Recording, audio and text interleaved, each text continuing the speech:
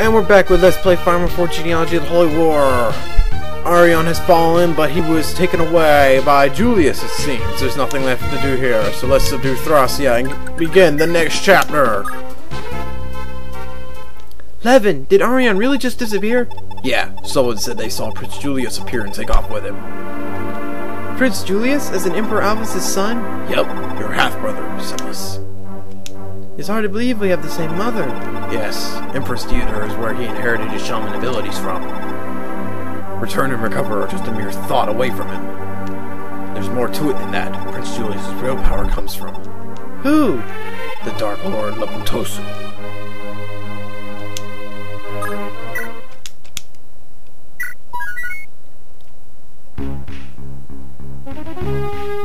After subduing the Thracia castle, Celis advanced straight for Granbell.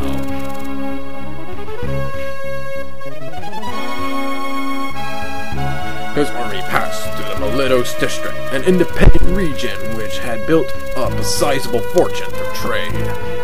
However, all that remained was a region dying out under the Empire and the Lopsex rule. Queen Hilda of Kronos drove numerous citizens to a hideously cruel death, while Bishop Morrigan carried out merciless child hunts at Rados under orders from Archbishop Manfroy. Fortune, hope, freedom, and destiny had all been stripped from the hands of the people. The dark sex sacrificial rituals, claiming one life after another, left Celis with no other choice but to intervene. An intense battle ensued, and the Imperial Guard was driven away, and Periluke was free once again.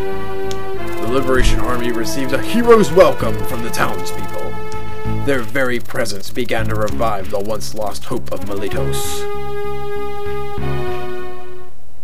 Chapter 10: The Darkness and the Light. Kronos Castle. Ishtar, how are things coming along? They're proceeding smoothly, Your Highness. The sacrifice to the Dark Lord must be quite a scare for the people. They all go to pieces when their child is to be sacrificed, especially the mothers. Perfect. Break them down until they've lost the will to live.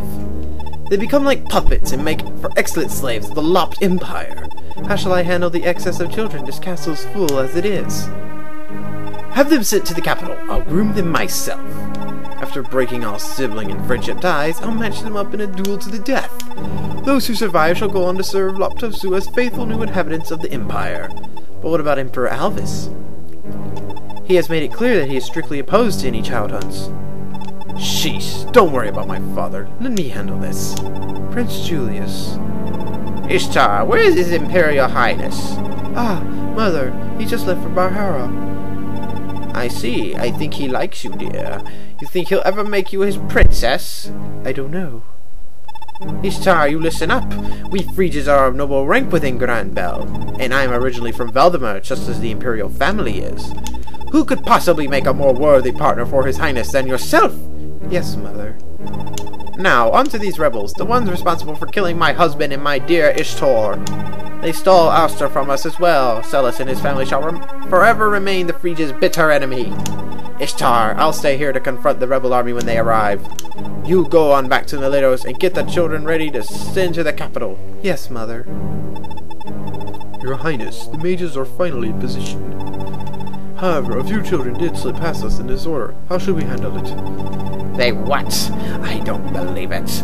Well, I'll have them all killed as a lesson to the others. Send orders to General Radile at Rados Castle to execute all escapees. Hey, where can we hide? How should I know? But if they catch us, they're gonna... Now don't cry, it'll be alright. The Crusaders will save us. You'll see. Yeah, I guess. I can't wait till they get here. Rados Castle. General Medea, Queen Hilda has sent orders for you to enter battle. It's about time. This child hunts have become an absolute waste of my battalion's time. Not to mention I'm bored to death. Well, you have fun while you're gone. I hate to break this to you, but you're to capture and execute a few children who've escaped. You've got to be kidding. As a soldier of the Empire, you really haven't a choice, now do you? Unless you're considering betraying His Majesty. No, of course not. I would never even think it. Alright, we'll leave at once. Humph. Damn military types. Hey look, it's a lot like the reinforcements from the last chapter, except they have troubadours.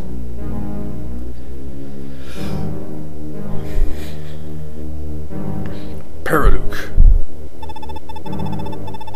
Princess Julia, I've been looking for you. Huh? Who are you? You've no memory of me, do you? It's just as well. Now come! No way! Let me go! No use in resisting, my dear. Now come along quietly. No! Stop it! Prince Celis! Help! Celis, some kids managed to flee Kronos. They'll be hunted down if we don't act fast. Really? We better get going then. We've got to save as many as we can. Also, I can't seem to find Julia anywhere. She's gone? How could that be? She was just here. I'm guessing the enemy found her. I can't help but think otherwise. What could they possibly want with her? Julia, wherever you may be, we'll find you! Shore opening. Oh, wow. I don't like this chapter, but on the plus side, it's straightforward. Down here, Dark Bishop with a reserve and a barrier. I'm guessing he drops the barrier if you didn't have one already. He's a magic tank, and he heals a lot of hit points with his 22 magic, but that's it. Jormungand, as usual. Fenrir, long-range spell. Snipers with silver bows. Boo, frickety-hoo. Ah, they have swords instead of blades. They can actually get double hits. Sleep staves, just to get on your nerves. More Jormungand. Fenrir. These guys... This is the guy you want to worry about. This is hell. No, as in the attack. It weighs 28 for some reason I can't even begin to understand. And you notice it doesn't have a might. It reduces your hit points to 1 if it hits. And it's modestly accurate. It's not bad. It's not good, but it isn't really bad. So, yeah, he can really screw you up. I think he's the only one over here with it, though. No, he has hell, he has hell. Yeah, no, kids to save for level ups, of course. Helga! Oh, she's a bitch. She's a serious epic bitch. She is the one responsible for torture, for making Titilu's life a living hell. When she was brought back into the Frege family, and is basically why she died. She neglected and abused Tinny, and is why Arthur had to go look for her. She comes with Volcanon, which is immensely powerful. She does 50 freaking damage. But she's not too tough. We can take her out easy. It's a nice spell, though. We got more Imperials here. Great Knights. They just do a lot of damage as usual. They all have speed rings to help them boost their dodge. Duke Knights with spears. Mage Knights, these guys might be a problem. I don't know. They don't really do a whole lot of damage. This is like 20 plus 18, 14 plus 20. These guys are no problem. This guy is a problem. He's the first in several bosses we're going to be seeing now that have their own personal skills.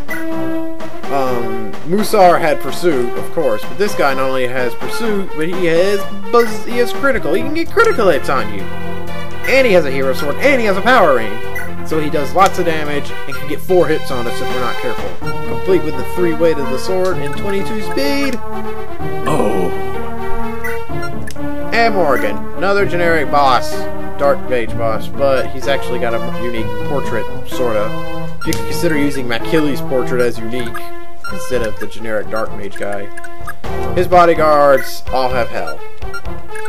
Pirates, we haven't seen them in a long time. They're just here to sack the villages. This one has a magic ring, all the others have money. Nothing else. This pirate is actually going to make a hit run through these villages here, so we actually can't dawdle. And, yeah, as you noticed, Julia is now gone, but it's okay, I took all her stuff off of her, so I didn't lose a speed ring and any of that stuff.